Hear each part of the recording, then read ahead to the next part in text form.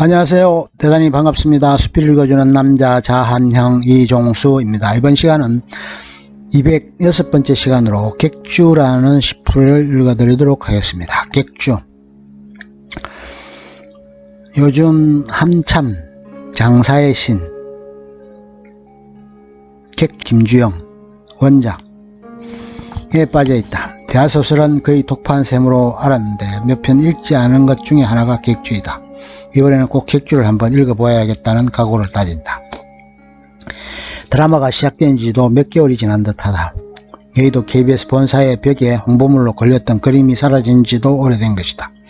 이미 새로운 드라마로 교체가 되었다. 시청률이 어떤지는 알 수 없었나 현대인의 필수 아이템 중에 하나가 드라마 한 편을 섭렵해야 한다는 것이다.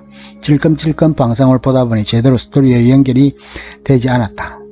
그래서 작정을 하고 주말 내내 때까지 방영된 내용을 다 시청했다. 전체 분량이 36회분인데 15회까지를 본 것이다. 거의 절반을 다 본 것이다. 때는 구한말이었다. 개성 객주 청간에는 3년 만에 열린 책문시장에서 청나라와의 교역을 위해 길을 나선다. 가장 귀한 물목은 흑충이었다. 해삼을 말린 것으로 임금께도 진상을 하는 귀한 물목이었다. 청가객주는 개성을 떠나 청나라 국경 근처 청문시장까지 1200미길을 떠나는 것이다. 개성 유수 김보현은 길을 막고 나섰다. 상행일을 하러 가는 길을 떠나는 객주를 위로하기 위해 술을 한 잔 권한다. 그러자 객주는 중차대한 먼물을 뛰고 길을 떠나는 마당에 술을 받아 마실 수가 없다는 얘기로 항변한다. 그 술은 청나라를 다녀온 후 바뀌었다고 공손히 거절한 것이다. 그러자 김보현은 우국다짐으로 술을 권한다. 막무가내로 술을 권하고 받아 마실 수도 없는 입장에 처한 청간에서는 곤욕스러운 상황을 맞는다. 그러자 제일 형벌인 길상문 행수가 술을 냉큼 받아 마신다. 그러자 화가 난 김유수는 길행수에게 발길질을 해댄다. 다시 술을 권하고 이번에도 거절할 수 없는 상황에 처한다. 그러자 갑자기 청가객주의 어린 아들 천봉삼이 술을 받아 마시고 버리고 만다. 아연실생할 상황이 벌어진 것이다. 결국 봉삼은 혼절을 하고 만다. 어린애가 술을 먹었으니 혼절하지 않을 수 없게 된 것이다. 3년 만에 청나라 행이고 교역이 재개된 상황이라 잔뜩 기대를 하고 출발했는데 한참 길을 가고 보니 비가 많이 내려 본래 길로는 갈 수가 없는 상황이 됐다. 결국은 위험천만한 벼릿길, 절벽길로 간다.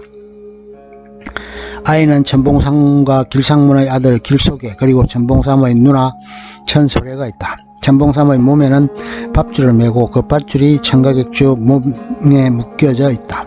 천길 낭떠러진 길목에서 봉삼이 발을 흩어져 결국 낭떠러지에 떨어지고 만다. 그러자 몸이 묶여있던 청가객주까지 덩달아 절벽에 매달린다.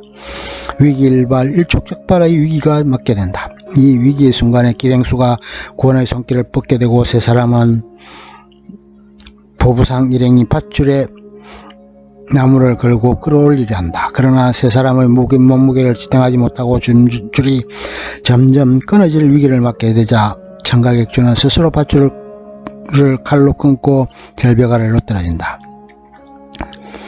낭떠러지 밑으로 떨어진 청가객주는 목숨을 부지할 수 없는 순간이 된다. 결국 한편 절벽 아랫길 행상을 가던 송파마방 세살주 조성준 객주 그와 형제를 맺은 행수 송만치 조성준의 처 방금이 일행이 잠시 휴식을 취하던 터에 방금의 치맛자락에 뭔가가 떨어진다. 처음에는 송충인 줄 알았는데 알고 보니 흑충이었다. 나무 위에 걸린 청가객주의 짐에서 흑축이 떨어진 것이었다.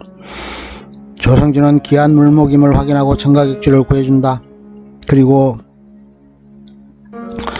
길을 구해서 길을 가는데 우연찮게 천봉삼이 어린 몸으로 아버지를 찾겠다고 터덜터덜 오고 있는 것이다. 그들은 결국 청가객주 천호수 일행에게 객주를 넘기고 은혜를 깊이 새긴다.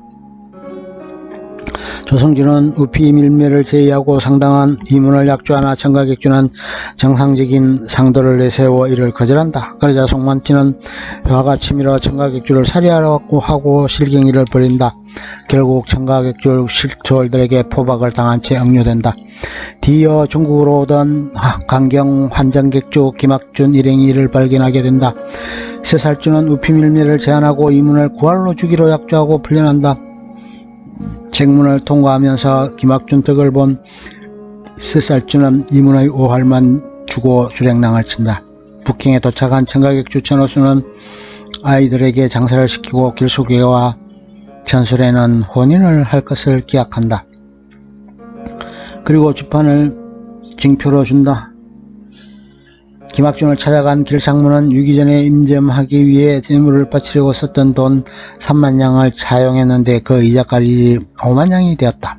차용장을 되찾으러 하게 되고 결국은 최후의 수단으로 아편을 밀매하는 일을 맡게 된다. 숙소에 아편을 숨겨놓았는데 관원에서 아편을 찾으러 나온다.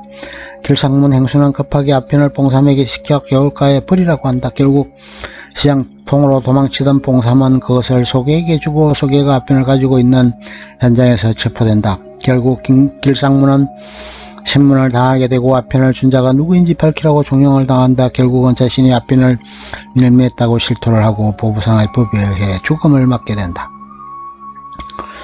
처절하게 죽어가는 모습을 길상문의 아들 소개는 분노하고 복수를 결심한다. 수십 년 동안 청가객주 행수로 물불을 가리지 않고 노력한 대가가 죽음으로 종결 지어지자 원한을 품게 된 것이다.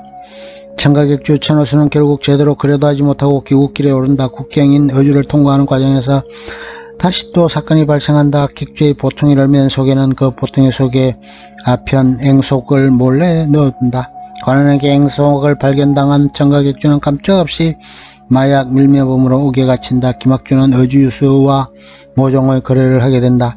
천호수의 죽음을 당하게 하는 대가로 흑중의 헐값에 어주유수에게 넘기려고 한다. 결국 천호수는 죽음을 감내하기로 하고 최후의 진술을 한다. 막내 아이들이 춤을 추고 목을 베기 전에 13살주 조성준이 그곳을 지나다 그 광경을 목격하게 되고 몇 번의 협준을 주고 천호수에게 다가가 술을 한 잔 권한다. 천호수는 상돈을 지키는 상인이었고 3살주는 이익에 급급했던 우피 밀매업자였다. 그러나 천호수의 상도일을 배우게 된 조성준은 이제부터 제대로 된 상도일을 지키는 상인이 되기로 한다. 천호수는 최후의 진술에서 소개에게 자신의 딸과 아들을 부탁한다. 그리고 딸에게는 청가객주를 반드시 일으키라는 소명을 주고 천봉삼에게는 상도일을 지키는 거상이 되라고 한다. 끝. 좋으면 좋아요, 구독 눌러주세요. 감사합니다.